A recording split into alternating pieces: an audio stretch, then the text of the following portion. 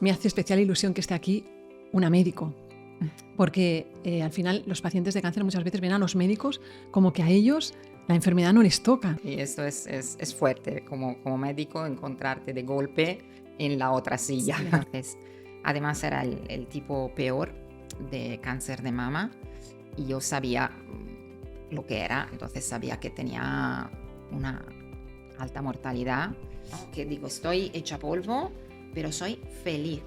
Con esta experiencia me di cuenta de que la medicina sola a veces se queda un poco corta.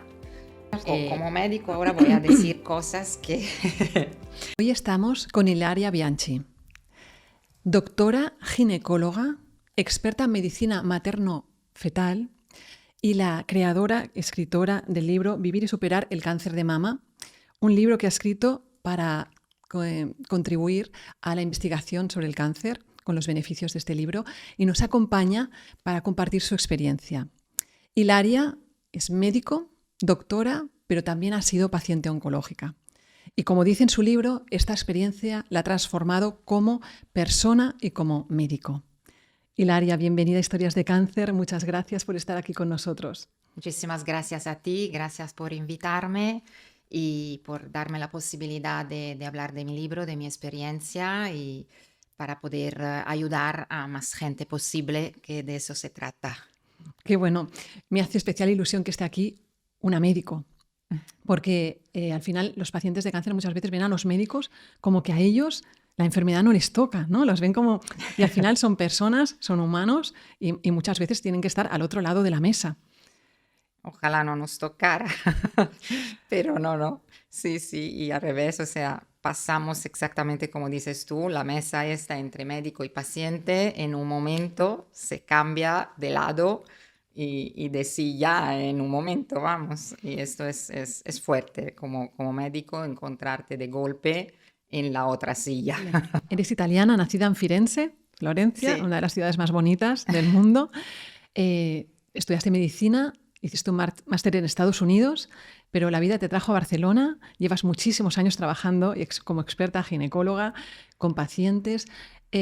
¿Alguna vez has tenido que dar la noticia a alguna persona de que tiene cáncer? Muchas veces, porque en aquel momento, además, cuando me tocó a mí, estaba en un hospital donde teníamos quirófano y operábamos nosotros el primer estadio de cáncer. Entonces, sí, muchas veces tenía que dar la mala noticia y también operar las pacientes si la cosa era localizada, nos ocupábamos nosotros. Y precisamente unos meses antes tuve que dársela a una compañera de trabajo, precisamente, que también ella se descubrió cáncer unos meses antes de mí, justamente. Y sí. Lo explica en tu libro, sí. Sí, lo explico que uno piensa a veces, ¿no? Ostras, ¿cómo sería si me pasara a mí? Yo esto no lo podría llevar o no sabría qué hacer pero hasta que no te toca, mejor no pensar tanto, porque al final nunca sabemos cómo se puede reaccionar a una noticia de este tipo. Entonces, sí, daba la noticia a pacientes y de golpe me encontré que me la dieron a mí. Y ahí, claro, te das cuenta también a veces de que ser médico tiene a veces ventajas, pero también tiene muchas desventajas. y, claro, o sea, esto bueno, lo entendí ya, o sea, en el primer momento de la noticia que es un shock. Es un shock y aunque soy doctora y sé más o menos de lo que hablo y hablaba a pacientes, claro, o sea, me quedé en shock total. O sea, entendí perfectamente lo que a veces dicen las personas, que o sea, no, se te va un poco todo. Realmente es una noticia que te da un shock. O sea, es como se te para la vida. Es una noticia como... Que lo para todo. Quizás, sí, quizás es como... Todos sabemos que en algún momento moriremos, ¿no? Pero nunca lo pensamos, siempre, ¿no? Vivimos cada día ocupados con nuestras preocupaciones, nuestros proyectos, nuestras cosas. Yo creo que una noticia sí quizás es como un espejo de repente que te dice, oye, que te tocará morir. Y que ojalá, o sea, por suerte hoy en día la supervivencia ha aumentado mucho, que la palabra cáncer sigue, ¿no? Todavía dando respeto, aunque ha mejorado la supervivencia, pero es como, quieras o no, un momento en el que te das cuenta de que no sabemos cuándo, De tu pero vulnerabilidad, ¿no? ¿cómo? De tu vulnerabilidad, de que Exacto. somos vulnerables, de que Somos no somos vulnerables, inmortales. somos, exacto, no somos inmortales. Es como, ostras, que no me acordaba. Y de repente dice, pues sí, en algún momento me iré. Quizás ahora es como uno lo ve más cerca, ¿no? Con el cáncer te ves.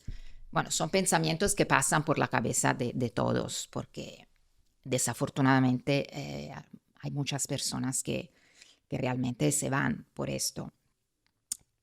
Pensamientos te pasan. Luego, por suerte, la cosa por mucha gente también mejora y sobreviven, pero sí que son pensamientos, yo creo que inevitables. Y entiendo que pudiste entonces como empatizar, pensar, ostras, todas estas mujeres que yo les he dicho que tenían cáncer están pasando por esta situación, ¿no? Sí, sí, en aquel momento a veces sí, también me pregunté, digo, no sé si lo habré dicho bien algunas veces a las pacientes cuando yo le he dado la noticia. eh, no sé, creo que cada médico intentamos trabajar lo mejor que podemos y que sabemos, porque además eso también es una cosa del libro, ¿no? Espero poder ayudar también compañeros o la sanidad. Es que no nos enseñan a dar noticias y no nos enseñan a dar malas noticias. En la carrera no hay una asignatura para esto. Entonces cada uno hacemos lo que podemos. Entonces, sí, en aquel momento a mí me la dieron por teléfono, por ejemplo, que es una cosa que yo intento no hacer nunca con mis pacientes. Cuando he podido, siempre les he dado una cita presencial, aunque yo no tuviera agenda, pero le decía, venga, más a más, la veré cuando termino de visitar a las personas, la ve usted cuando acabo, con tranquilidad, hablamos del resultado. Nunca me ha gustado, creo que son noticias importantes que no se pueden dar por teléfono. Sin embargo, a mí me la dieron por teléfono. Se da mucho. Sí, pero claro, y ahí empieza un poco la dualidad, porque yo agradecí, o sea, tener la respuesta lo antes posible. En aquel momento, claro, le dieron mi teléfono directamente al laboratorio. Como compañera, ¿no? Ahí, insomma, en el mismo hospital, le dieron el teléfono y dice, esta biopsia viene de la doctora Bianchi, que es una compañera, que obviamente está preocupada y quiere saber el resultado. Entonces, claro, el patólogo en cuanto lo vio me llamó y me dijo, pues sí, es un cáncer. Y yo ya había tenido como señales, ¿no? De cosas que ya me imaginaba que era un cáncer, pero claro, hasta que no se analiza en laboratorio y no se sabe 100%, siempre te queda ahí, ¿no? Una esperanza de un 1% que quizás, no, me equivoco, no es, hasta que te lo confirman. Por eso, por un lado, como compañera, agradecí tener la respuesta rapidísimo de mi biopsia, pero por otro lado, yo estaba precisamente trabajando y aún me faltaba la última paciente por visitar y vi que me llamaba el laboratorio, contesté y me dio la noticia que confirmaba el cáncer. Entonces, por un lado, la facilidad, ¿no? De ser médico y poder tener la respuesta rapidísimo. Por el otro, que me la dieron por teléfono, yo ahí sola, en el medio de mi ambulatorio, de la consulta, trabajando, todavía faltándome una paciente por visitar, que ya ahí es como que, ¿no? Te quedas un poco así. En shock. En shock. Totalmente. En shock, sí. Y ahí, por esto ha sido un poco la dualidad también desde el primer momento que yo sentí en mí que yo realmente es como si fuera dos personas en una. Yo soy médico, pero también era paciente, como las dos personas en el mismo Cuerpo. cuerpo. Y, y se me generó estas cosas continuamente. Yo pensaba, digo, ostras, ves que como profesional, pues esta visión, pero como paciente, otra. Y, y de ahí empecé por eso, bueno, a anotarme cosas. Digo, esto en algún momento tiene que servir para algo.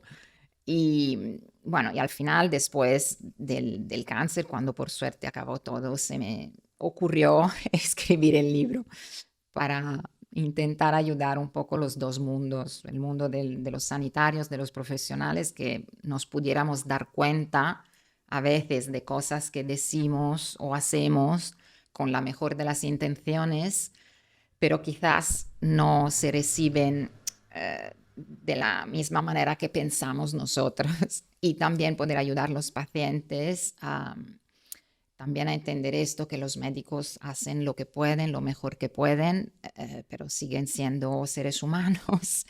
Y también el sistema sanitario tiene también sus Limitaciones. limitaciones. Eh, Todo y que tiene muchísimas ventajas, pero también tiene... Porque claro, no es lo mismo darle un diagnóstico de otra enfermedad a una persona, ¿no? Y le dices, mira, tienes tal enfermedad, tienes que hacer esto, estas pruebas, que cuando le dices a una persona que tiene cáncer y le estás explicando las cosas, esa persona está en shock. En ese momento su cerebro no tiene capacidad para entender todo lo que le estás explicando de que va a tener que ir aquí, que hay, bueno, no sé exactamente, pero que claro, no es lo mismo hablar con una persona que tiene otro tipo de enfermedad que una persona que le acabas de dar un bombazo en su cabeza y le ha explotado la cabeza. Claro, y ahora tiene que... Entonces, en tu libro agradeces, por ejemplo, al ICO, que estaba muy bien organizado, que todo estaba muy programado, que ibas como muy guiada y muy facilitado. Porque claro, cuando estás en shock, te lo tienen que poner todo muy fácil. Y sí. tú agradeciste esa agilidad, eso, lo hablabas, y quiero que justamente me hables de eso, de la importancia que tiene todo eso, y que, por ejemplo, que desde tu punto de vista como profesional médico, ¿qué aconsejarías a la gente como cuando está en esa situación? Yo a veces les digo, llévate una libreta, apúntatelo todo, o ves acompañado con una persona que pueda tomar las notas, no sé. ¿Tienes algún consejo, vista tu experiencia, de cómo se podía mejorar esa parte de... A ver, por parte de los pacientes, si saben que van a tener una noticia importante, ir acompañados desde luego, porque te digo yo, o sea, lo viví, es que no, es como si te hablaran en chino, en árabe. Claro, porque estás en shock tu cerebro. Exacto, estás bloqueado y no, o sea, no dice esto, pero no puede ser que me pase a mí, que me esté pasando, estoy soñando, estoy dentro de un sueño y aunque el médico igual esté ahí y te explique, no, porque Esforzándose esto y para... tal y que cual, tú, por lo menos a mí me pasó así. Entonces, yo creo que también es importante tener a alguien al lado que un familiar, un amigo, que igual pueda ser un poquito más lúcido para por lo menos entender lo burocrático práctico, ¿no? Luego, obviamente, el paciente, la persona que quizás en casa, volviendo a pensar con un poco más de calma, no está mal, por ejemplo, si escribir las preguntas que uno tiene para podérselas hacer al médico a la próxima visita. Eso para los pacientes seguro. De cara, claro, ahí la organización ya los pacientes poco pueden hacer. Son más las estructuras, los hospitales que a veces, no sé, no piensan o no sé por qué. No todos los hospitales tienen esta organización realmente poder tener como un protocolo en caso de este cáncer, que más o menos para casi todos los cánceres, o sea, hay que hacer un estadiaje que se llama. Cuando hay un diagnóstico, a menudo se hace una biopsia, eso por cualquier tipo de cáncer. El mío fue de mama, pero puede ser de cualquier otro órgano. Hay una sospecha, se hace una biopsia y luego con el resultado de la biopsia hay que estadiar, ver si este tumor está localizado o ha dado metástasis. Entonces hay que ir a mirar los otros órganos, que es lo que me hicieron a mí, que se hace en 99% de los casos. tener como un protocolo de cáncer de pulmón, se hace TAC, resonancia analítica, o otro tipo de cáncer, tener como un protocolo, y por ejemplo, que al mostrador, ¿no? Los administrativos ya puedan programar, oye, cáncer de pulmón, programa TAC, resonancia analítica, visita resultado, que sea como más organizado, fluido, ¿no? Para que el paciente, nada, solo se le dé usted tiene ya estas citas, este día, esta hora, y ya está, para que no esté luego pensando, ¿no? En dónde me voy a hacer esta prueba, cuándo me llamarán, porque claro, uno entra en una angustia también. Tengo que hacer más pruebas y quiero saber, ¿no? Más resultados, y el tener que esperar, sobre todo creo en las primeras fases, a mí me resultó el momento más difícil, a mí personalmente, porque es cuando todavía hay mucha incertidumbre, porque sí, sabes que tienes cáncer, pero no sabes bien, ¿no? Si es localizado, si tiene metástasis, entonces no sabes si tendrás que hacer quimio o no, operación o no. Estás ahí un poco, ¿no? En este momento de incertidumbre total, y obviamente hasta que no se han hecho estas otras pruebas de estadiaje que se llama, para saber si hay metástasis o no, eso cambia también el tipo de tratamiento y el pronóstico. Entonces, hay un mínimo de tiempo que requerido para poder hacer estas pruebas y tener los resultados, pero claro, para la persona implicada, cada momento, cada minuto, ya Es muy duro. es muy duro. Por esto, ojalá que las estructuras sanitarias pudieran como tener más organizado este circuito. Es que muchos pacientes de cáncer lo definen como el momento más difícil, el inicial, porque es el trauma de la Sí, noticia, estás totalmente en shock, con un montón de angustia, ¿sabes? Luego ya lo vas poco a poco procesando y vas llevándolo sí, el día a día, pero en ese momento, por ejemplo, que ese momento de estrés, de angustia, de shock, de asimilación, ¿no? De duelo, exacto. Sí, sí, sí, ¿qué es lo totalmente. que a ti te podía ayudar un poco? ¿Qué recursos porque tenías o qué pudiste hacer?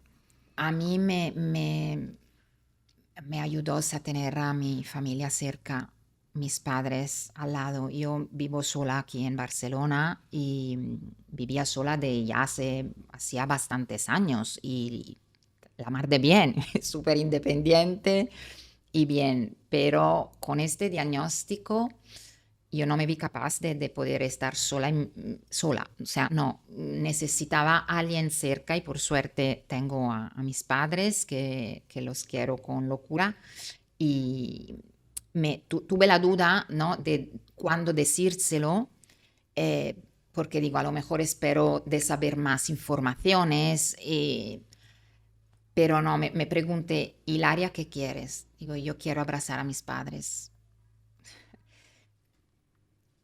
Me emociono, perdona, pero No, pero es que es así, a claro. veces todavía cuando hablo de, bueno, de toda esta experiencia que al final fue bonita, ¿eh? Ahora voy a decir una cosa que sé que es fuerte, pero también hay bueno en lo malo, hay mucho bueno en lo malo. Entonces, pero bueno, me emociona. A mí lo que más me ayudó fue esto, o sea, tener a mis padres cerca. Le cogí el billete de avión para la mañana siguiente, y la mañana siguiente estaban conmigo. Claro que, o sea, el cáncer lo tenía yo, y era mi vida, el proceso era mío, pero tener a alguien al lado que puedes abrazar, con el que puedes llorar, a mí, vamos, o sea, fue en manos de santo. Luego, pues lo que tenga que hacer, o sea, lo que tengas que ser será, ¿no? Pero tener una persona querida al lado, simplemente abrazándolas, tener el cariño, el calor de un ser querido, yo creo que es fundamental. Es un peso no sé, yo me sentí encima, un peso que yo no podía llevar sola. Y lo explicas en el libro, además con mucho agradecimiento hacia tus padres que vinieron, que te ayudaron, tu hermana se coordinaba con ellos para cuidar a tu abuela, que también le habían diagnosticado cáncer al mismo momento. Y se turnaron para estar ahí, Que, Sí, bueno, uno creo que un par de meses después de mí le diagnosticaron a ella, pero sí tenía dos abuelas en aquel momento mayores. Y, o sea, en aquel momento yo creo que hice bien así porque me escuché y, o sea, me pregunté qué quiero y fui sincera conmigo y seguí mi corazón, que digo, quiero mis padres. Y los llamé y les hice venir y vinieron. Pero también ahí luego, a posteriori, ¿no? Pensé, digo, ostras, igual fui un poco egoísta porque, o sea, no pensé mínimamente en que ellos pudieran tener sus problemas, sus vidas, sus cosas, ¿no? Que tampoco yo tenía que dar por descontado, obligatorio, que ellos dejaran toda su vida para venir, ¿no? En 10 horas a verme a mí. Lo pensé a posteriori, en aquel momento sinceramente no se me cruzó en la cabeza, yo solo quería abrazarlos y ya está. Y a posteriori sí que lo pensé y a posteriori reflexioné también a veces en algunas cosas que quizás los pacientes oncológicos podemos ser un poco egoístas. Eh, yo creo que es frecuente también esta parte que se te genera, por lo menos en el proceso, que somos un poco egoístas a veces, pero yo creo que es tan duro y es tan por eso. difícil este diagnóstico, ¿no? Y este viaje, llamámoslo viaje oncológico, de la experiencia oncológica, que no sé, también aprender un poco a quererse, tampoco no lo veo mal, ¿no? Es uno de Solo, los desafíos, porque, a ver, sí que es normal que hay ese punto un poco de, ahora lo mío es lo más importante, porque es que realmente es algo muy duro y muy grave para una persona, es de mm, las cosas más graves. Entonces, ahora lo mío es muy importante y te olvidas un poco de SOS y que venga, o sea, y es normal que pase esto, ¿no? Porque al final la paciente de cáncer está en su drama y eso sí, es lo prioritario para ella, no veo otra cosa.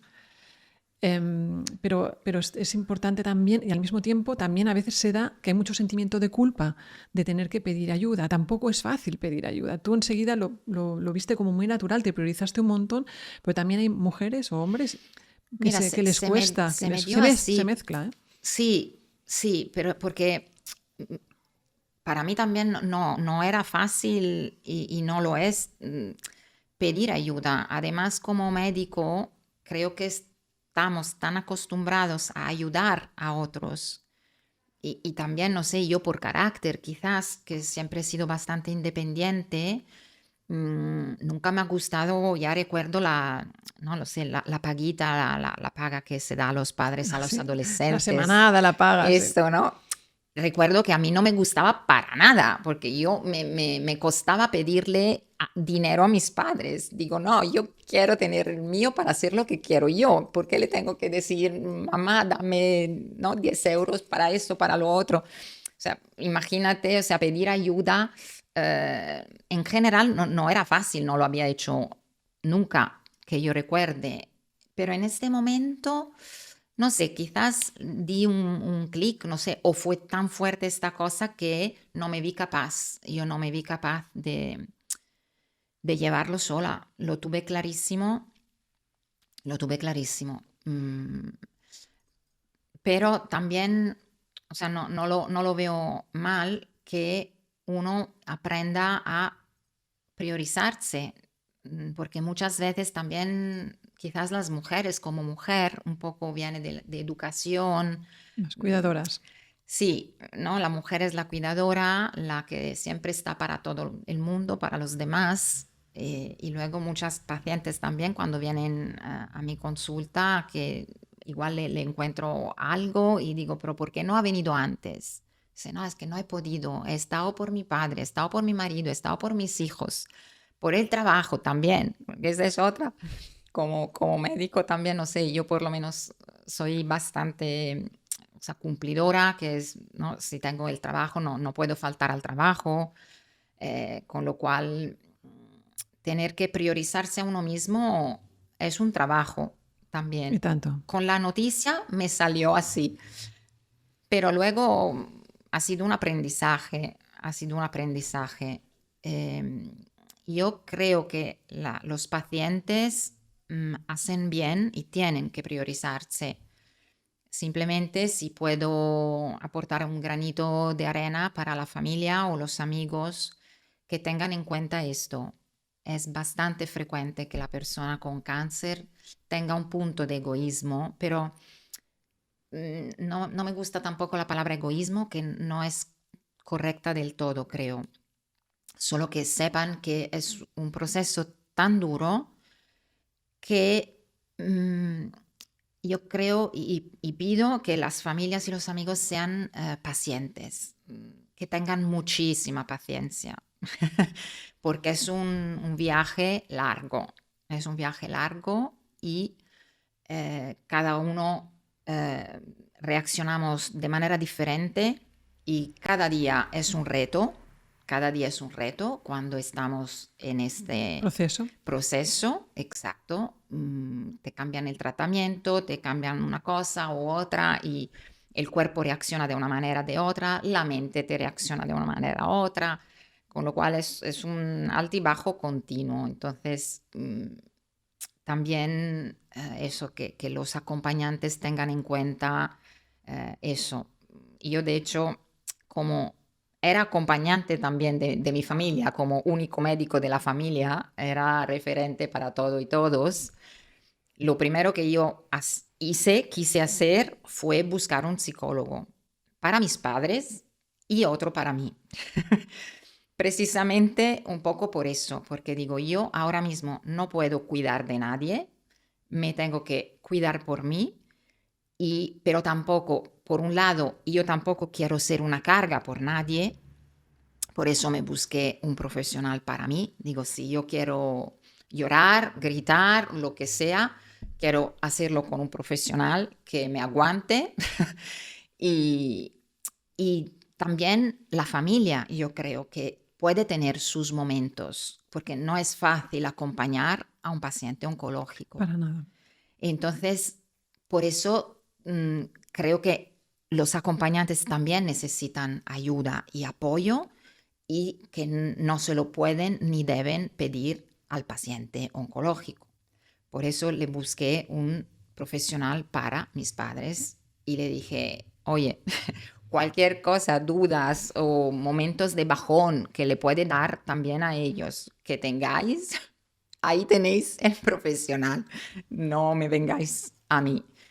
Y por eso cada uno creo que es importante que, ¿no?, que gestione sus cosas. Está claro. O sea, para los acompañantes, dos ingredientes de la receta es paciencia y autocuidado. Sí. Para mí sí, esto es fundamental. Sí. Sí, Muy sí, importante. sí. Sí que, bueno, yo he pensado al psicólogo, pero luego cada uno A no su sé, manera, a como su manera. pueda, pero que Exacto. tenga en cuenta que esto va para largo, que hay un Exacto. desgaste, porque el cáncer es una enfermedad sistémica que afecta a todo el entorno Sí, y tanto. próximo, la Sí, familia, o sea, sí. están todos afectados por esta enfermedad. Claro, no como el paciente, obviamente, pero también tienen su cáncer, cada uno de Sí. ellos a su medida, ¿no? Están viviendo esta experiencia al lado del ser que quieren y también tienen su sufrimiento y su carga propia. Entonces, el autocuidado, el saberlo. Pero yo diría también que lo de tus padres, que a ti te ha emocionado, ¿no? Esos momentos bonitos, porque ahí ha habido mucho amor compartido. Y yo supongo que también ellos, el poder ir a cuidar de su niña, también les hacía mucho bien a ellos. También les Sí, hacía bien, más que estar en la probablemente. distancia, que en la Sí. distancia se iba peor. Estar ahí, poder estar cerca tuyo y ayudar, también les aliviaba a ellos su preocupación y su pena. Sí, imagino que sí, sí. Y por suerte, la verdad que se han quedado conmigo en todo el proceso y sí, se turnaban por organización familiar, se quedaba uno conmigo y otro en Italia, pero no me han dejado sola en ningún momento y esto lo he agradecido muchísimo. Para mí creo que ha sido fundamental. Tu gran Apoyo, soporte, apoyo. sí, un apoyo emocional, yo creo que es fundamental. Yo lo decía, o sea, con el amor todo se enfrenta, ¿no? Ujú. con el Y amor. las amistades, también tenías amistades, ¿no? En tu libro tienes tus amigas que te apoyaron un montón, ¿no? Sí, sí, sí, sí. Sí, Mm. luego, no sé, cada uno reacciona de manera diferente. A veces puede pasar que una persona muy amiga se aleja y a veces una persona que no era tan amiga se acerca. Eso luego son cosas que pasan con estos procesos. Tiene el cáncer ese efecto que revela mucho las relaciones y Sí, lo pone un poco todo patas arriba sí, y sí, salen estas sorpresas inesperadas. Mm. sí, Eso se da muchísimo. la Mm. verdad que sí, sí, Muy sí. bien. Sí, pero el amor yo creo que es fundamental, independientemente de cómo vaya la cosa, pero con el amor alrededor y interno también por uno mismo, yo creo que realmente, o sea, todo pasa, todo se pasa, bueno, bien. Y empiezan los tratamientos, ¿no?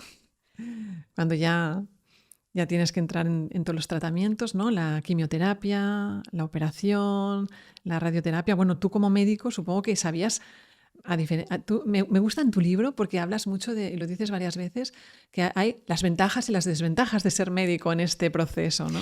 Y claro, tú debías saber a todo lo que te enfrentabas, Sí, que eso sí, tiene cosas positivas y también cosas negativas. sí. Explícanos un poquito eso. Sí, en mi caso empezamos por la quimio porque era un segundo estadio. Yo tenía como la metástasis al ganglio, a los ganglios axilares. Entonces, además era el tipo peor de cáncer de mama y yo sabía lo que era. Entonces sabía que tenía una alta mortalidad y por eso lo primero que yo le pedí a la oncóloga fue, dime qué porcentaje tengo de que eso vaya bien, de curarme o no, porque si no, yo precisamente como sabía lo que es una quimioterapia, una radio, yo en aquel momento estaba muy bien, como mucha gente desafortunadamente, o sea, bueno, o por suerte, cuando te diagnostican, tú estás bien, no sientes nada. Es un hallazgo que a lo mejor, en mi caso, me encontré un bultito en el pecho, o otra persona puede tener una tos, un síntoma aislado, pero en general estamos bien. Y de golpe te dan este jarro de agua fría y yo como médico sabía en dónde me metía, porque sabía que con la quimio y cirugía y radio o tratamientos en general, no iba a estar tan bien, porque desafortunadamente todo tiene efectos colaterales y son en estos casos efectos colaterales importantes. Por eso yo no me quería meter ahí. Digo, ¿para qué me meto ahí si luego a lo mejor me muero? No, no quiero. Digo, no, me paso unos meses ahí estando mal y luego me muero. Pues no, dímelo ya, que si no voy a seguir adelante, prefiero morirme como estoy ahora, que ahora estoy muy bien y quería hacer el giro del mundo, digo, me voy, doy el giro del mundo y ya moriré y punto. Y por eso, y no, y ella me dijo la verdad, que es, dice, hasta que no empieces los tratamientos y no vemos cómo tú reaccionas, no podemos saber, porque si tú reaccionas bien, a lo mejor va bien, y si reaccionas mal, irá mal, pero hasta que no empiezas y no los haces, no lo podemos saber. Y eso, claro, en aquel momento dije, sí, es verdad, jolín, o sea, como médico la bola de cristal no la tenemos. Pero claro, yo como paciente digo, yo no me quiero meter ahí si luego no vale la pena, ¿no? Entonces, bueno, estas cosas un poco tontas, pero sí, lo sabía y por esto no, bueno, no quería. Pero aún así empecé la quimio y, y luego empecé, bueno, cada día, por eso es un mundo, porque me cambiaron luego dos tipos de quimio, hice 3 meses una cosa y otros 3 meses otra. Cada medicamento tiene sus efectos colaterales y entonces empecé perdiendo el pelo y la náusea y los primeros 3 meses una cosa, luego los segundos 3 meses tenía más neuropatía, problemas de sensibilidad. em, pero aún así me acostumbré a la quimio y, y tanto que luego al final no la quería dejar. O sea, ¿Cómo explica eso? Porque esto lo he leído en el libro y me gustaría que lo explicaras bien, porque hay personas que se pueden sentir identificadas contigo, claro. sí, porque, o sea, obviamente que al principio cuesta, cuesta, ¿no? Porque, bueno, yo sabía eso en dónde me metía y ya intenté, con una amiga psicóloga, intentó hacérmela ver, dice, tú mírala como si fuera una amiga, una aliada que te está ayudando a, ¿no? Contra el cáncer, a curarte del cáncer. Entonces, haz como un agradecimiento, entre comillas, a la quimio porque te está ayudando. Yo intenté, pero bueno, luego cuando me hicieron la quimio, además era rojo vivo, parecía una transfusión, pero no, era el medicamento, era roja. Entonces, claro, pues veía ahí este rojo que entraba en mi cuerpo, fue un poco un shock al principio, pero bueno. Luego, como en mi caso fueron 6 meses. Entonces, ahí luego es como que te vas acostumbrando a que cada día es diferente. Hay días mejores, hay días peores, pero poco a poco vas viendo, ¿no? Lo que te puede pasar. Había días que tenía más náusea y comía menos, o otros que estaba más cansada, dormía más. Pero más o menos es como que te vas acostumbrando y te vas un poco como conociendo cómo tú reaccionas. Y claro, cuando luego te has acostumbrado, bueno, ahora sé lo que es, sé cómo va, se acaba. Acaban los 6 meses. Por un lado, por suerte, evidentemente, que no es una cosa bonita, pero hay como, uy, ahora qué pasa, ¿no? Ahora, uy, esto lo conocía, ahora es una cosa conocida y de repente se acaba y ahora qué, ahora qué haremos, qué hacemos. En mi caso me tocaba la cirugía. Entonces ahí, uy, otra vez, ahora la cirugía, ¿qué cirugía será? ¿Qué consecuencia tendré? ¿Cómo será? Entonces es como de nuevo, vuelta atrás de nuevo, como al principio, a la incertidumbre, como que la quimio ya la conocía, ahora volví a la incertidumbre. Es un poco, ¿no? Esta Es que es cosa. totalmente, o sea, lo que, aunque sea malo, conocido, ese terreno, por ese terreno ya sé por dónde voy a pisar, pero cuando viene una cosa nueva y hay que empezar otra vez, estás como descolocado y uff, qué palo, ahora tengo que, a ver qué va a ser esto, qué Sí, me espera. Lo peor es la incertidumbre, sí. sí, sí, Mm. sí, sí. Luego de la operación, pues fue la radioterapia, un poco lo mismo. Es como que, bueno, ¿no? Como un vacío, quizás una incertidumbre de nuevo, ¿no? Te acostumbras a una cosa y te la cambian.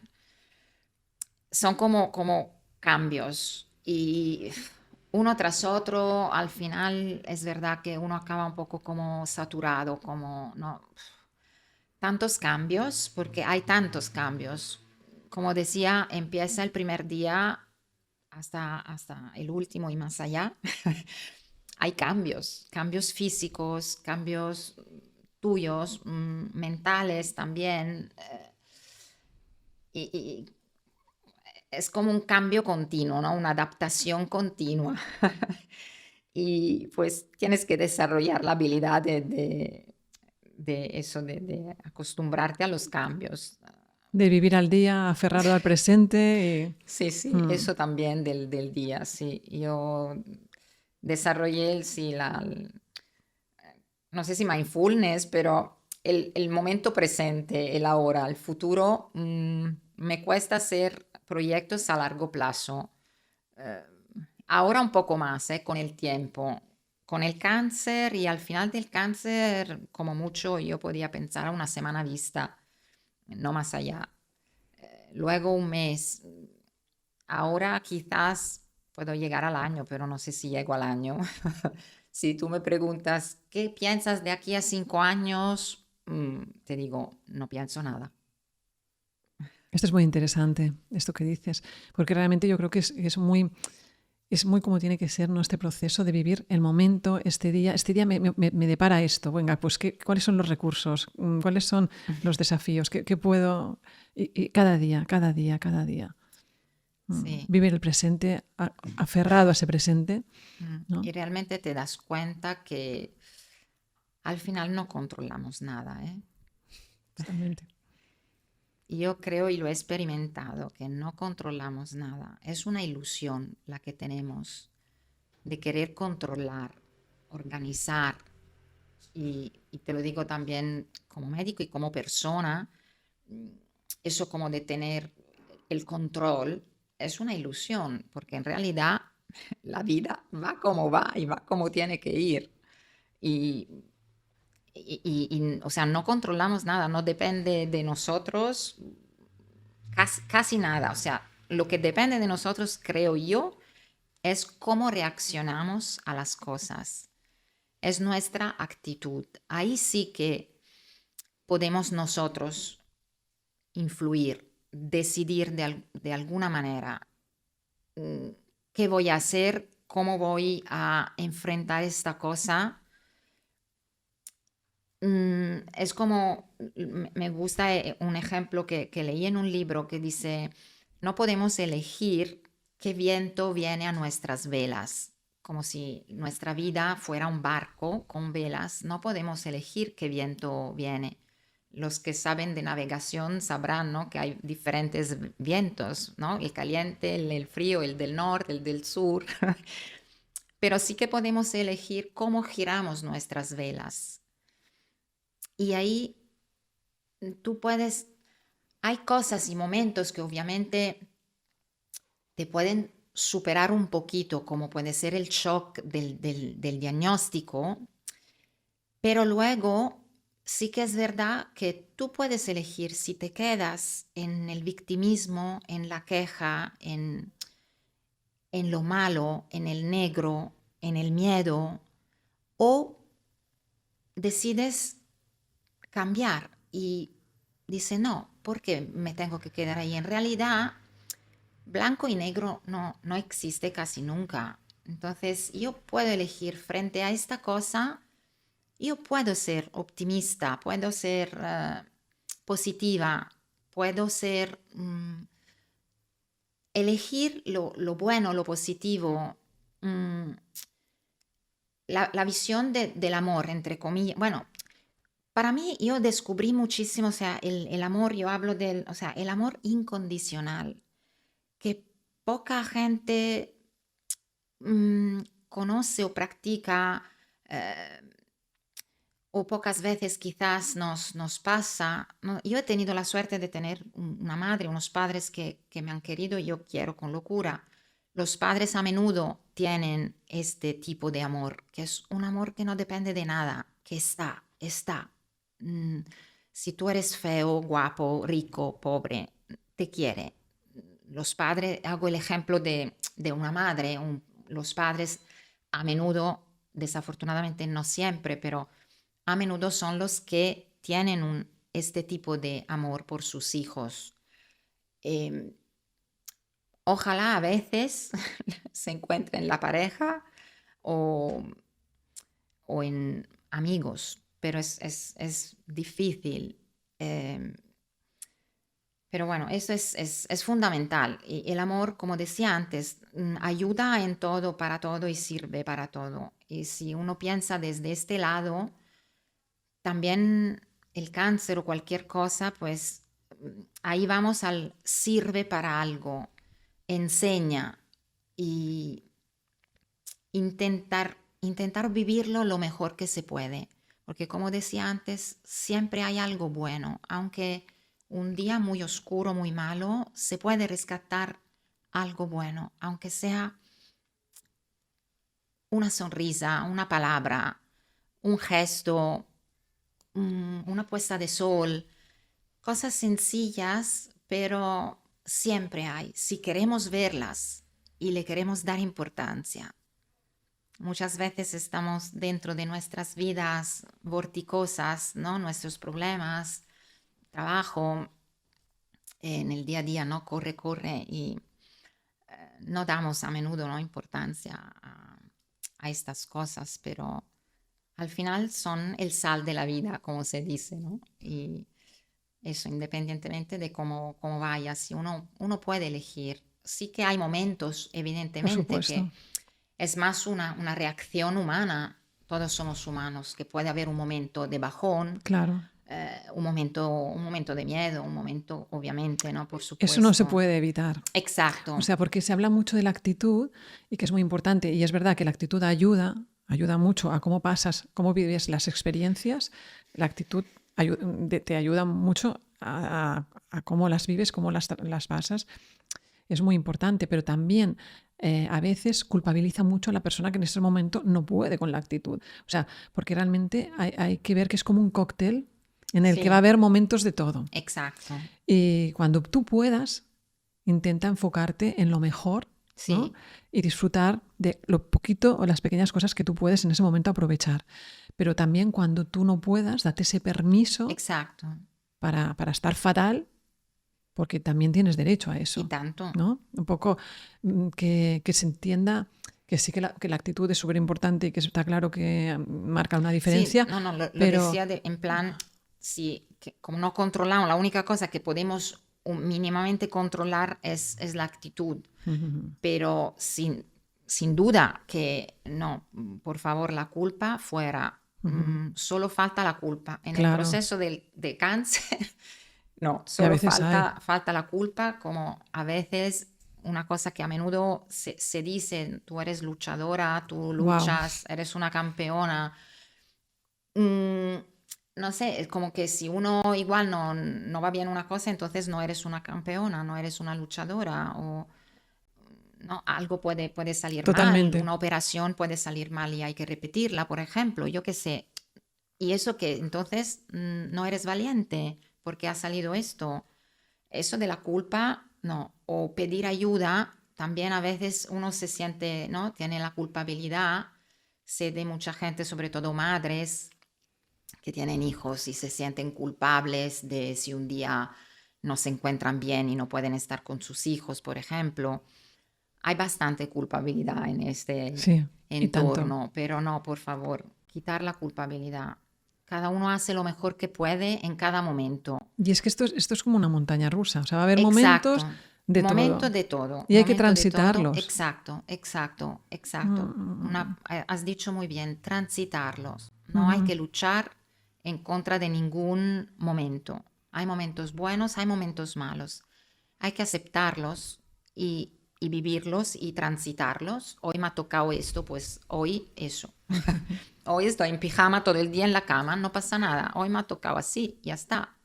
Y aceptarlo, sí, eso, o sea, sin culpabilidad, por favor, que ya es bastante difícil y, y largo y duro para todos, pero intentar evitar la culpabilidad, eso sí, lo aconsejo.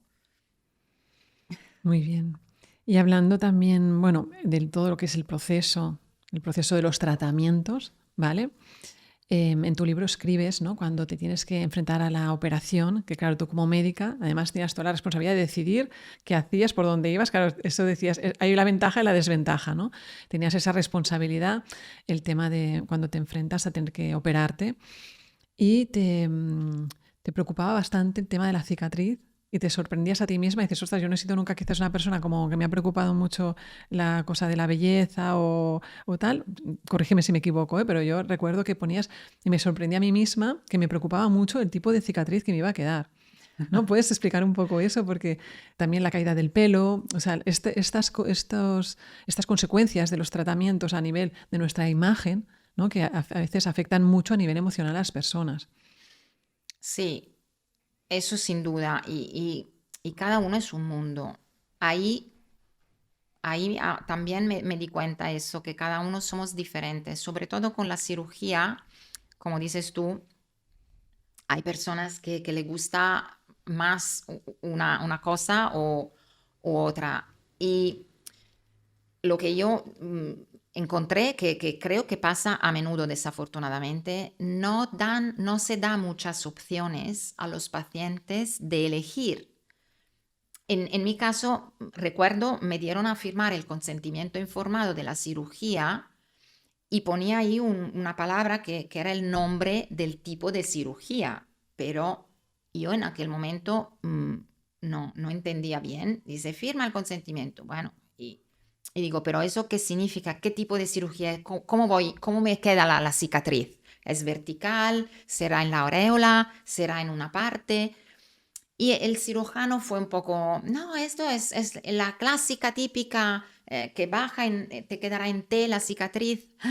Y yo ahí me derrumbé a llorar. Digo, yo no la quiero, yo no quiero este tipo de cicatriz.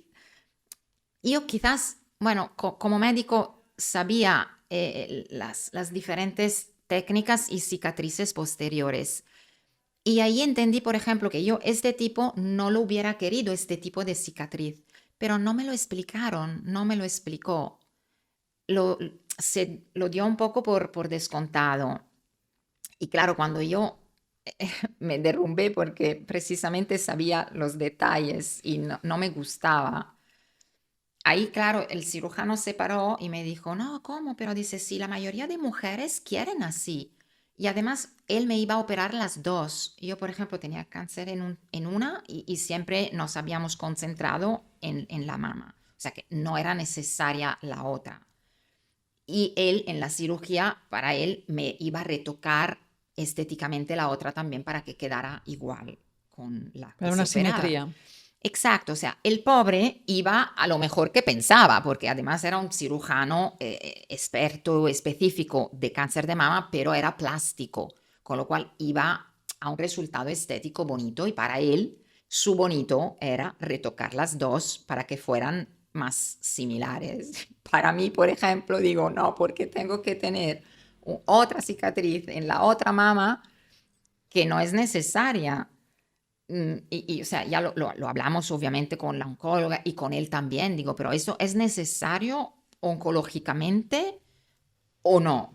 Y no, efectivamente, era solo un tema estético. Entonces digo, estético hablamos, porque igual su estética no es igual que la mía. Para él pensaba, dice, no, la mayoría de mujeres hacen así, así, son felices, pero la mayoría de mujeres no soy yo. Entonces, no, ahí a veces creo que sí que en muchas cosas hay protocolos internacionales. Obviamente la quimio es esta y tiene que ser esta y no hay que elegir, evidentemente. Pero algunas cosas que sí que se puede elegir, yo creo que sería importante explicar las opciones a los pacientes, que puedan entender y que puedan opinar, si Porque es se, posible. Porque, por lo que tú dices, a veces se da el caso que el paciente o la paciente van a la operación sin saber muy bien lo que, y luego tienen la sorpresa de que se encuentran con lo que se encuentran. Eso es así, entonces. Sí, a menudo sí, no, Ujú. no siempre. Pero es un poco como decía antes, entras como en un circuito, ¿no? Que eso, bueno, es así, así, así, ta. Y a veces los médicos hacen lo mejor que pueden. Como decía, ese cirujano, recuerdo que se le cambió la cara cuando yo reaccioné así. Dice, pero ¿cómo? Dice que normalmente las mujeres, en las mujeres que pagan para ponerse prótesis, que están bien, no oncológicas, que quieren mejorar sus Aspecto. mamas, su aspecto, pagan por esto. Y dice, yo te lo hago gratis, como decir, ¿no? Digo, pero a mí esto no me gusta. A mí. Entonces ahí también, no sé, vi un poco la importancia de poder hablar bien con la paciente, ¿no? La relación médico-paciente, que a veces un poco el sistema, la prisa, ¿no? Que todos tenemos poco tiempo y quizás a veces no se explica bien o no se pregunta, porque a veces las personas piensan que no, mejor no hay que preguntar, no hay que saber. Y yo creo que sí que es importante porque es tu cuerpo. Luego tú vas a cargar con tu cuerpo el resto de tu vida. Entonces, un poco, o sea, hay cosas, como decía, que son protocolos y se siguen bien, pero hay otras cosas que quizás sí que se pueden hablar con, ¿no?, médico-paciente en esta relación de confianza que debería generarse y que creo que normalmente se genera. Por eso ahí hay otra cosa del libro que no sé si me decías que te había llamado la atención, que en esta relación de confianza, ¿no? Yo creo que es bueno también preguntar y hablar y explicar, porque también a veces el profesional, sin querer, da por descontado algunas cosas. Y yo creo que si el paciente no pregunta o en el diálogo, ¿no?, siempre nos podemos entender mejor. Eh, y, y eso me uno a otro concepto del que hablo en el libro, que es la importancia de la relación médico-paciente, que se genera un poco, ¿no? Como, Sobre este tema, te quería sí, hacer dos preguntas. O sea, a veces a la gente a veces le pasa que tiene como miedo, porque a veces a los médicos, los pacientes, os ven un poco como una autoridad. Y hay esa especie de complejo o miedo y dices, "Ah, no voy a preguntar tanto o no". No, o sea, hay personas que les cuesta preguntar, lo que tú decías. Pues mira la cámara y diré, sentiros con el derecho de preguntar, por y tanto, favor. sentiros con el pleno derecho de preguntar cualquier cosa, aunque parezca tonta, pero preguntad. Muy bien, porque es su Hablando cuerpo. nos entendemos. Claro, es su cuerpo y su vida, y cada uno somos un mundo. Aunque como médico, ¿no?, nos guiamos por estadísticas, por el evidence-based medicine, de la evidencia basada, ¿no?, en la evidencia, estudios, protocolos, pero luego hay cada uno. Y entonces cada uno es un mundo. Lo que para una persona es bonito, para otra no. Y por eso Sí, cada uno. porque no entender bien las cosas ni las consecuencias te genera mucha incertidumbre y mucho estrés y ansiedad. Y Y problemas futuros te mm, puede dar. también. Y la segunda cosa, que igual es un poco, si no hay ese feeling con el médico, ¿qué pasa? ¿Puedes cambiar? ¿Puedes tener una segunda opinión? ¿Qué se puede Y hacer si no hay tanto, ese feeling con el médico que te está llevando? y tanto. No, no. Yo de hecho lo recomiendo a menudo. Si encuentras un médico que te gusta, que te da plena confianza, que te ha explicado y tú te quedas bien 100%, chapó, sigue adelante por ahí y no hay ningún problema. Pero si tienes alguna duda, no has tenido muy buen feeling con este profesional, te quedan dudas, te quedas con mal cuerpo, con más incertidumbre, tienes todo el derecho de pedir una segunda opinión. De hecho, por ley, cada paciente tiene su derecho a la segunda opinión y te lo tienen que dar. Aunque de un hospital a otro estamos obligados a pasar la historia clínica si un paciente requiere una segunda opinión en otro hospital. Es derecho de todos, porque es importante, yo creo, muy importante, y parte de la cura, parte del tratamiento es la relación médico-paciente. Si el paciente tiene confianza con el médico, que va a ser su médico referente de todo este proceso, o sea, tienes que tener, o sea, es una parte del tratamiento. O sea, tú te quedas tranquilo, te quedas bien, estás bien, pero si no la tienes, falta mucho. O sea, precisamente es un proceso largo. No es un antibiótico, una infección de orina. Bueno, este profesional no me ha gustado tanto, pero no pasa nada. Me ha dado el antibiótico, me voy. Igual no la tendré nunca más, la infección de orina en mi vida. Un proceso oncológico es largo y esta persona tienes que verla a menudo. Entonces, sobre todo al principio, que es cuando un poco uno lo ve, siente el feeling, las primeras visitas, si no se queda bien, tiene todo el derecho de pedir una segunda opinión, así se queda tranquilo.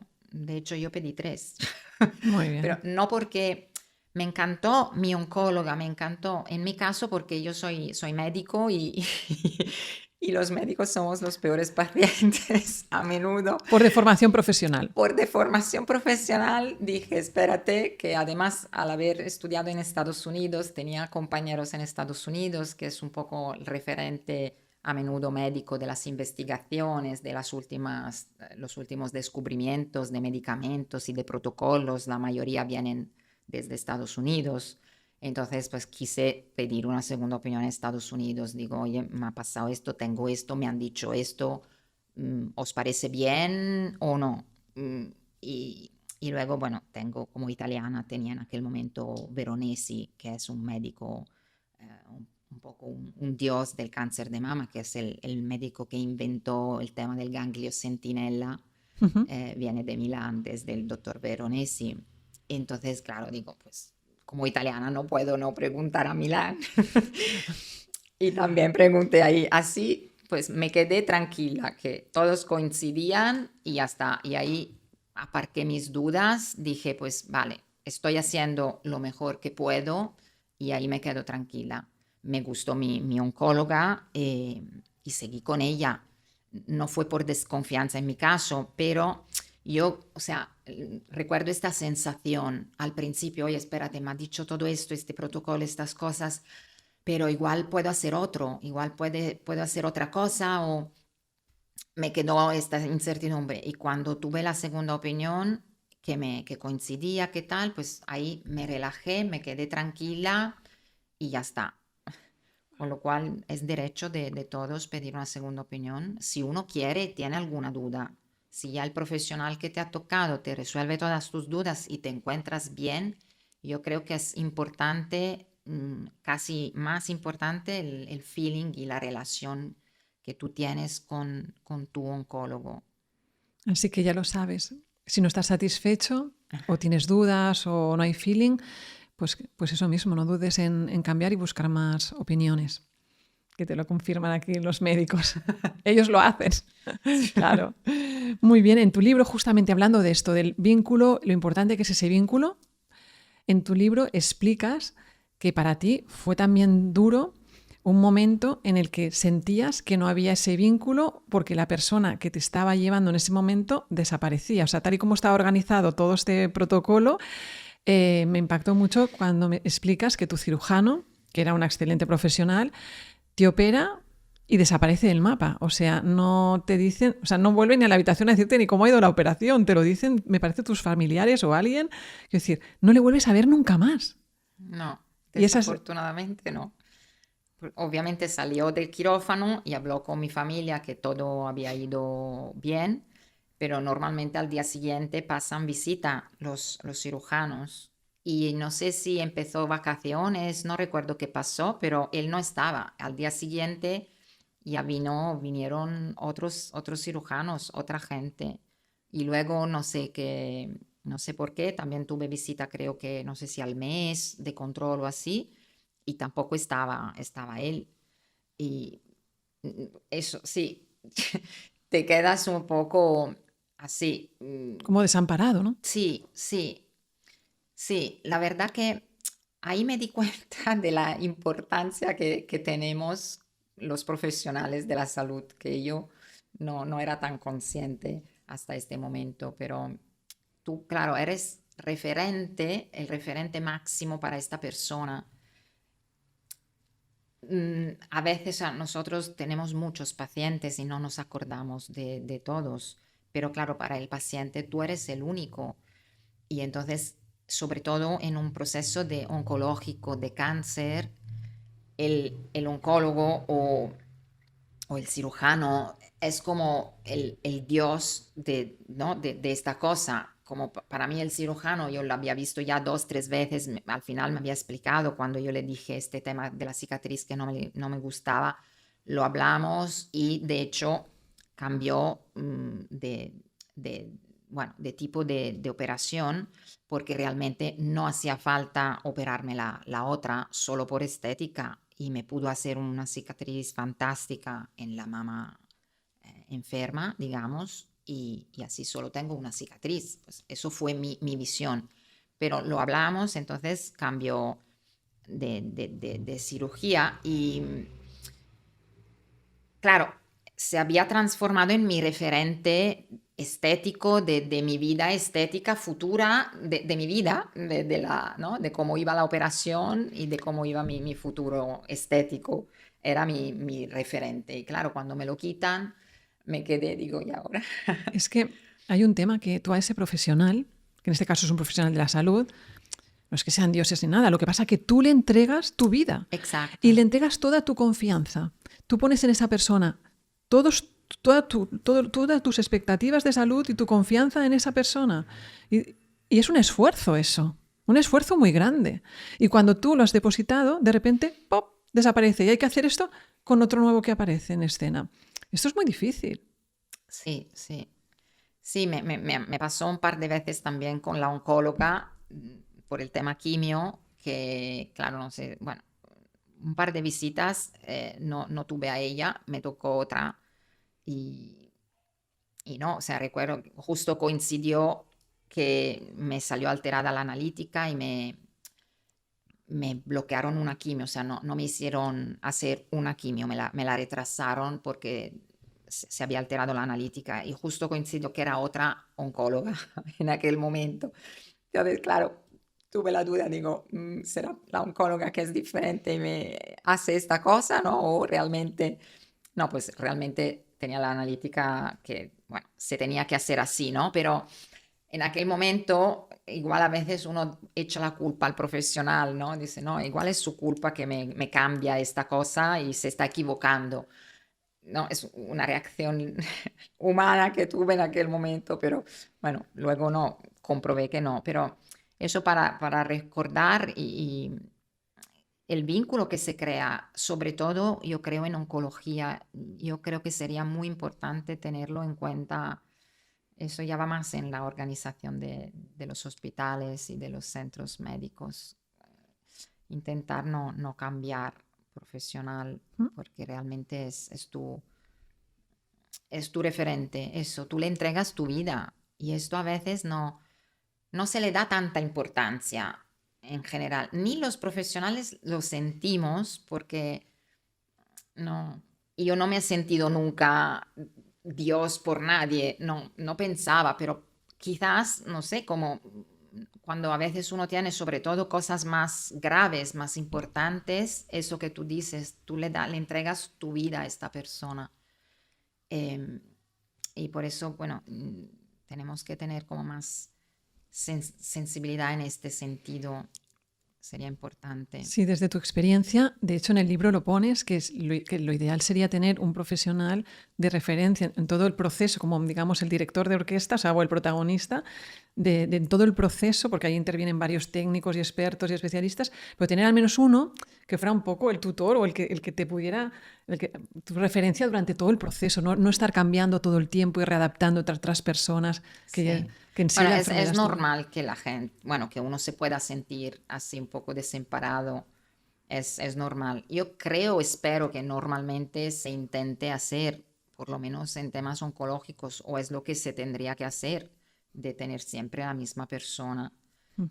Pero puede pasar que no, que alguna vez te la cambien y creo que es normal que uno se sienta un poco desamparado por esto, porque es como que eso le depositas tu vida en esta persona y de repente te encuentras otra, dices, no, oye, yo mi vida la había dado a otra persona.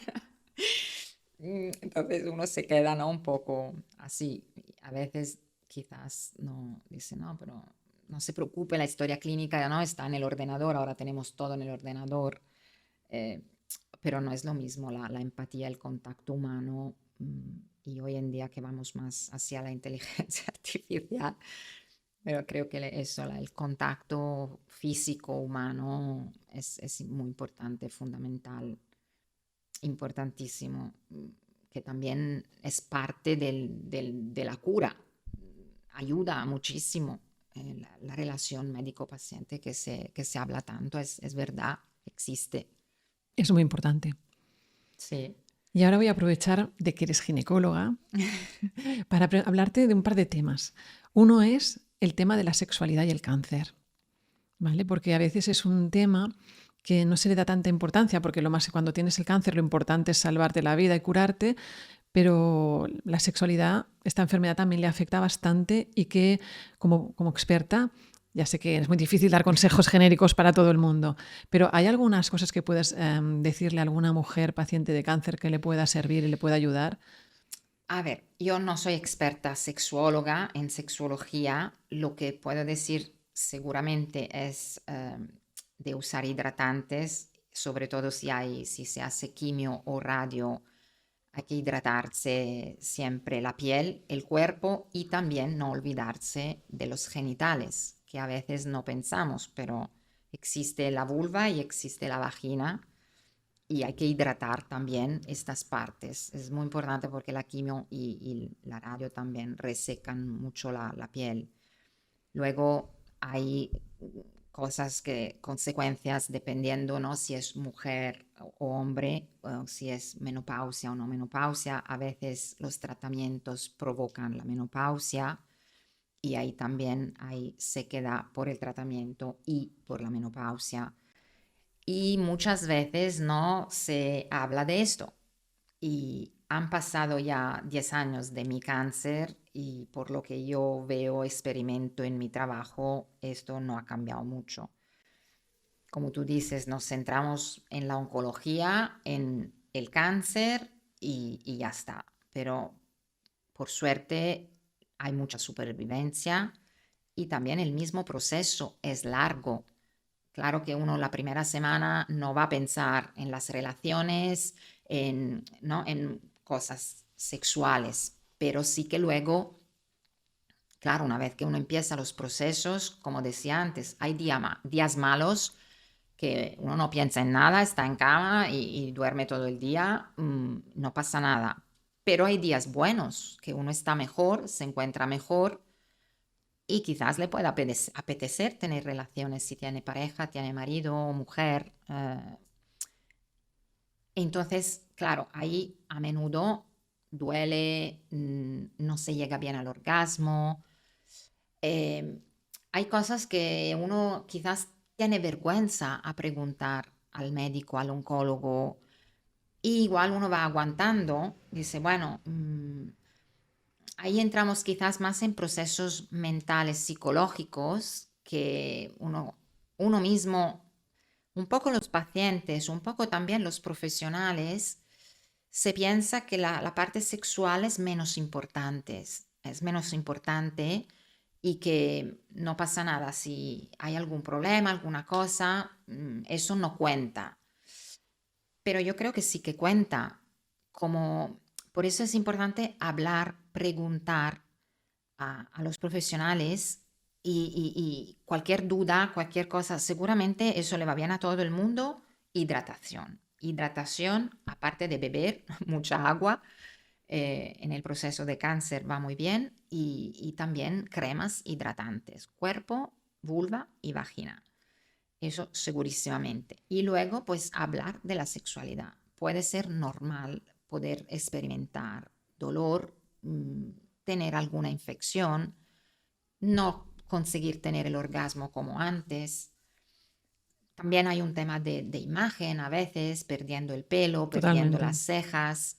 Hay asesores de imagen que pueden ayudar también en este sentido, aparte de la peluca, pero hay todo un mundo también ahí detrás de cómo maquillarse las cejas, por ejemplo. Sí. Ahí nos dieron una clasecita en el hospital mismo, hubo ahí, pero uno nunca sabe, yo nunca me pinté las cejas, ¿no? Y se ve que hay Ahora te las como, puedes tatuar. Y por te lo has de hacer ejemplo, antes de empezar la quimio.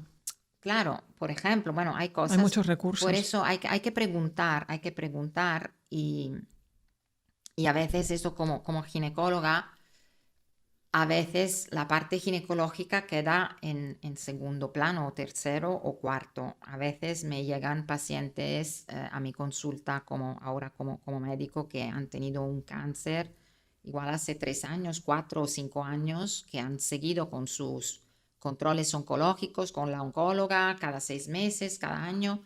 Pero digo, ¿y la citología? Uy, dice la citología, hará 5 años. O, no sé, una ecografía, o si ha tenido otro tipo de cáncer, mamografía, por ejemplo. Uy, dice esto, no, antes del cáncer.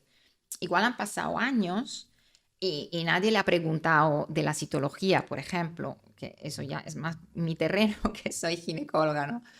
Pero muchas veces nos concentramos mucho, ¿no? En la Mm. patología, que obviamente es lo más importante, pero no es lo único. Seguimos viviendo, seguimos siendo vivos hasta que respiramos y, y por eso hay también otras cosas que son también importantes, que hay que cuidar. Entonces, cada uno como y cuando puede, pensar también en otras cosas que existen. Y justamente, ahora que hablas de este tema como experta en ginecóloga que eres, las mujeres jóvenes, porque ahora hay mucho cáncer diagnosticado cada vez en mujeres más jóvenes. Las mujeres jóvenes de repente le diagnostican un tipo de cáncer, se tiene que someter a unos tratamientos y esos tratamientos van a tener una consecuencia en su fertilidad. Y muchas veces, claro, están tan asustadas con el primer tema, que es un temazo tan bestia, que no se dan opción de pensar en eso, pero igual dentro de unos años querrán ser madres y dirán, ostras, ¿qué les aconsejarías tú o qué crees que es importante que sepan por si quieren después tener hijos? Eso es importante que sepan que hay tratamientos a menudo que van a influir en la fertilidad, sobre todo la quimio en general puede afectar la fertilidad porque afecta los ovarios. Entonces, a menudo los oncólogos plantean esta opción y posibilidad a las pacientes, le explican que puede haber consecuencias de fertilidad y aconsejan congelar óvulos si quieren. A veces, no todos los centros, quizás por la prisa de empezar los tratamientos, no se piensa a este tema, a la posibilidad de una futura fertilidad. Y hay que intentar hacerlo antes, porque una vez que empezada la quimio ya no se puede. Por eso si una persona es joven y tiene, aunque tenga dudas, porque a veces uno no tiene un claro deseo de Claro, puede ser ser que en ese madre. momento no sea una Exacto, prioridad para ella y ni siquiera exacto, se le pase por la exacto. cabeza. Dice, a lo mejor nunca lo había pensado, quizás nunca lo había pensado y no sale la duda, pero aunque tenga duda, congelar óvulos y preguntar también al oncólogo en los mismos hospitales, como repito, a menudo lo hacen, pero a veces quizás no. Entonces yo creo importante que las mujeres sepan que a menudo puede afectar su fertilidad. Entonces, aunque no lo hayan pensado nunca o aunque en aquel momento no estén seguras de querer ser madres algún día, pero si tienen la mínima duda, congelar, que siempre por lo menos se pueden dar la opción y la posibilidad en futuro, porque a veces puede haber un riesgo de menopausia precoz con algunos tratamientos, por ejemplo, y si luego uno piensa demasiado tarde, luego puede ser demasiado tarde. Entonces, pensar también en la fertilidad, que a veces eso, por la prisa o el shock de la noticia o la prisa de empezar el tratamiento, no sale este tema. Pero yo creo que es importante, como tú dices, desafortunadamente hoy en día a menudo se le diagnostica cáncer a mujeres jóvenes.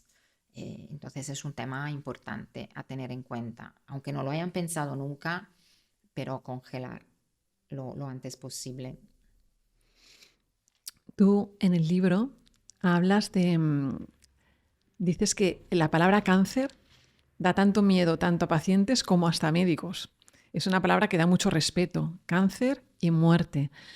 Para ti, ¿tú cómo vivías un poco esa relación con la muerte o con el miedo a la muerte en ese proceso que viviste de cáncer? Y yo personalmente siempre, o sea, yo he pensado en la muerte como una cosa natural que nos toca a todos y la he tenido bastante presente en mi vida, pero sé que no lo es por mucha gente, casi te diría quizás la mayoría de gente. Yo quizás por carácter mío, por, no sé, mi papá era enfermero, entonces, no sé, el hecho, y también luego mi carrera como médico, obviamente yo siempre he tenido relación, cierta relación con la muerte, pero a menudo mucha gente no la tiene, no piensa en la muerte. Y de hecho hay mucho tabú en esto. Me puse a leer libros en mi proceso de cáncer.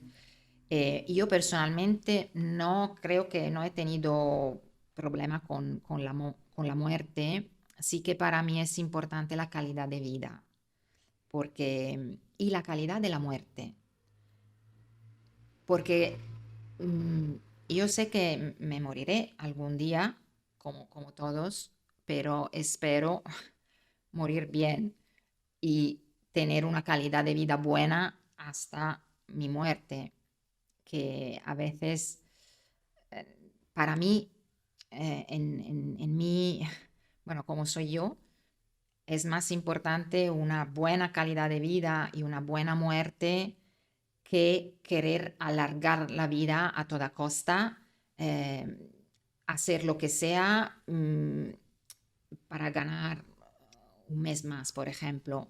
Para mí personalmente no tiene sentido. Y,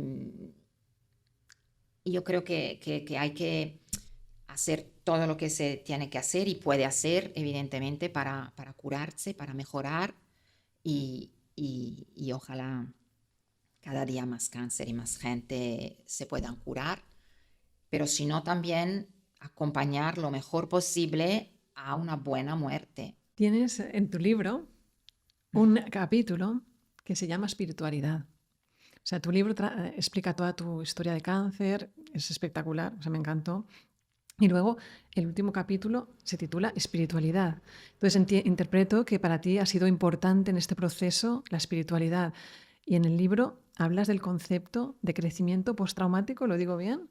Y bueno, y cosas muy interesantes. Explícanos un poco eso, explícanos un poco qué pasó ahí en el cáncer, qué te Aquí, trajo mira, esto. como médico ahora voy a decir cosas que trascienden un poco. Yo creo, estoy convencidísima de que no somos solo lo que se ve. Nuestro cuerpo es una funda de lo que realmente somos. Llámala alma, llámala espíritu, llámala como quieres, pero hay otra cosa más allá. Eh, y de eso estoy convencidísima. De hecho, hablo de esto en el libro que tuve experimenté como que yo tenía una parte física, que era mi cuerpo, que sufría evidentemente muchos cambios y consecuencias de los tratamientos, pero luego tenía mi corazón, mi alma, mi espíritu que estaba feliz. Yo recuerdo este momento como uno de los mejores momentos de mi vida, el proceso del cáncer.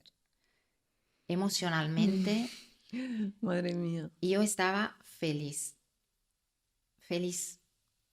Aunque luego tenía otra parte que era mi mente, la parte racional, que sabía, ¿no? Todo lo que yo estaba pasando, lo que tenía, eh, ¿no? Las decisiones, los conocimientos, pero eran como partes diferentes. Y yo a veces en aquel momento me sorprendí pensando, digo, ¿cómo puedo ser feliz hecha polvo? Que mi cuerpo estaba hecho polvo, sin pelo, gorda, engordé mucho, o sea, con la cicatriz y luego, bueno, en el quirófano, tubos, cosas, ¿no? Que digo, estoy hecha polvo, pero soy feliz. Me sentía querida por todo el mundo. Tenía mi familia a mi lado, todos mis amigos, conocidos, todo el mundo tenía buenos gestos, buenas palabras. Eh, Emocionalmente, mm, yo me sentí, o sea, súper apagada, súper llena de amor. Yo lo que noté, sentí y yo lo viví así. Digo, ¿cómo puede ser en un momento tan feo que es, Tan duro. tan duro? del cáncer y mi cuerpo, ¿no? Por eso digo una funda, el cuerpo que está mal, como no es viejo, pues si pudiéramos lo tiramos y cogemos otro. Em, pero no, o sea, mi espíritu, yo estaba feliz y redescubrí todas las pequeñas cosas que un poco te decía antes, que son las que dan sentido a la vida. Eso, poder disfrutar de una buena comida, por ejemplo, que después de unos meses con mucha náusea, que no podía comer casi nada, que todo me sentaba mal, cuando luego pude volver a tomar una pizza o un buen plato, jolín, pues este es un placer de la vida, ¿no? Que muchas veces no le damos importancia. Un amanecer, un abrazo, una sonrisa.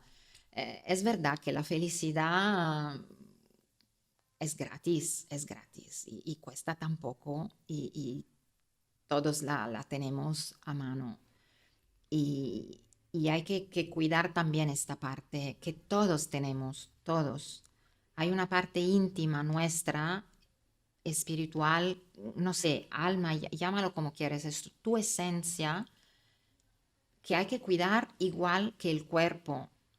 Eh, por eso hay que dar de comer a las diferentes partes, ¿no?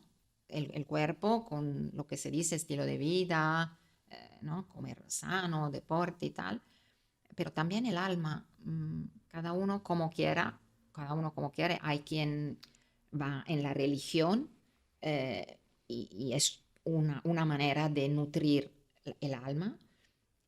O hay gente que hace más meditación, mindfulness, o cada uno como quiera, pero todos tenemos una parte que yo creo que hay que cuidar y eso toda la vida, ¿eh? El cáncer a mí me lo demostró, demostró aún más, obviamente, que tenemos esta parte y, y yo creo que es importante también cuidarla, que es la que te ayuda a llevar todo el proceso también, como decía antes, aunque ha sido duro, pero con el amor y Porque tú dices en el libro que el cáncer te ha cambiado como persona y también como médico.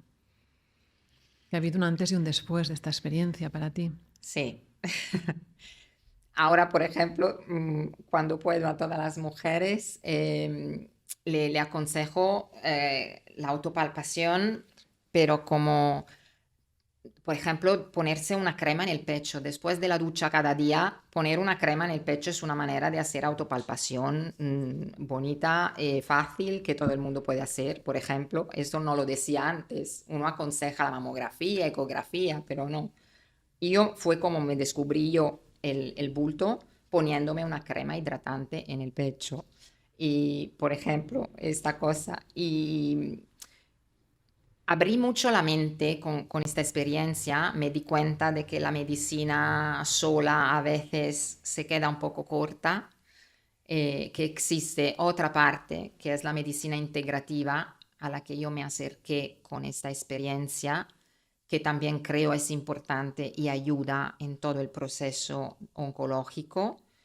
Hay muchas cosas que se pueden hacer, que son parte de la medicina integrativa, entendida como unión de la medicina clásica con otros tipos de tratamiento que pueden ayudar a sobrellevar estos procesos, que puede ser acupuntura, eh, masajes, hay muchos tipos de terapias que se pueden usar. De hecho, hay algunos hospitales ya en el mundo que unen a la quimio, por ejemplo, o a la radio, unen Reiki, por ejemplo, o acupuntura, o lo tienen integrado en el hospital. Aquí en España, que yo sepa, creo que no, pero ojalá en algún momento sí haya esto. Yo, bueno, abrí mucho mi mente a otras opciones, a otras cosas que no conocía antes.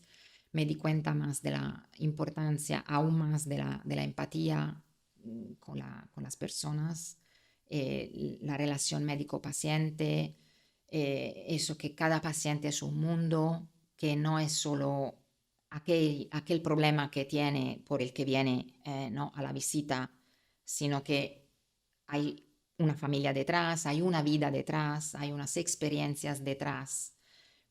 No, es un todo, la persona es un todo. Ahí está. No centrarnos solo en la enfermedad, en el detalle, sino ver un poco toda la persona, un poco más holístico, ¿no? Sí, sí, Muy sí, bien. Yo también sí, espero que sea ese el futuro. ojalá. Para ir acabando, te quería hacer dos propuestas. Una es, ¿qué mensaje le dirías ahora, después de tu experiencia, a tus colegas médicos? Toma ya. Toma ya, sí. Em, a ver, sé que pobres nadie nos ha enseñado, pero hay que cuidarnos mucho como profesionales. Como podemos hacer cursos, leer libros, la gestión emocional que tenemos que aprender a hacer con nosotros mismos, el tema de cómo dar malas noticias, que cada uno lo busque y haga como pueda. Y que sea consciente de eso, que somos a menudo el único referente por aquel paciente que nos da su vida, nos da su vida en nuestras manos. Y entonces intentar eso, empatizar con nosotros mismos, porque si no estamos bien, no podemos curar bien. Y también empatizar con los pacientes, que son un mundo, cada uno es un mundo y es un todo, no es solo aquel singular problema de aquel momento. Y cuidar la relación médico-paciente. Y la segunda es, ¿qué le dirías a tu yo del pasado cuando estaba empezando con esta enfermedad? ¿Qué mensaje le dirías ahora que a tu yo del pasado? Tu Hilaria, cuando estaba al principio de todo, ¿qué mensaje le dirías hoy? No corras tanto, no corras tanto que no vale la pena. Yo en aquel momento corría tanto, trabajaba tantísimo. Em, no, para, le diría, para más. Necesitamos parar y no lo hacemos casi nunca. Para. Cuando uno para se da cuenta de tantas cosas. Em, sí, tienes como más tiempo para. Yo redescubrí muchas cosas que había dejado con el proceso oncológico. Volví a ir a museos en Florencia, por ejemplo, que no había vuelto desde que era pequeña. Redescubrí la belleza de mi ciudad, de Florencia. Nunca se me hubiera ocurrido cuando vuelvo a Florencia irme a un museo, por ejemplo. Sin embargo, en este proceso lo redescubrí. El arte, por ejemplo, los bordados, yo hacía bordados de pequeña. Bueno, redescubrí cosas que había dejado, digo, ostras, que ya no me acordaba. Tocar la guitarra, pequeñas cosas que a veces no nos olvidamos en la vida, pero no, parar. Si tú paras, como la importancia de que los niños se aburren. El aburrirse es donde nace el arte, donde realmente se nacen cosas maravillosas. Tú puedes pensar más a lo que quieres, lo que sientes. eh, es muy importante parar. Hilaria, ¿quieres añadir alguna otra cosa? Mm, no sé, creo que he dicho todo. La importancia de eso, de cuidar nuestra parte interior, los sentimientos, cuidar los seres queridos, disfrutar de cada pequeño momento bueno que lo tenemos siempre. Y nada, espero poder ayudar a dar mi granito de arena a los compañeros y a los pacientes para mejorar este entendimiento. Hilaria, muchísimas gracias por haber venido, por compartir tu historia tan generosamente para ayudar a personas, para ayudar a colegas, a médicos, a pacientes. Gracias por estar aquí hoy con nosotros. Gracias a ti. Y gracias a vosotros por escucharnos y si queréis que podamos seguir invitando a más personas, por favor suscribiros al canal, que así nos dais un chute, una ayuda para poder seguir trayendo invitados, contribuyendo a dar visibilidad al cáncer. Un abrazo y un beso para todos. Gracias, Hilaria. A ti, gracias.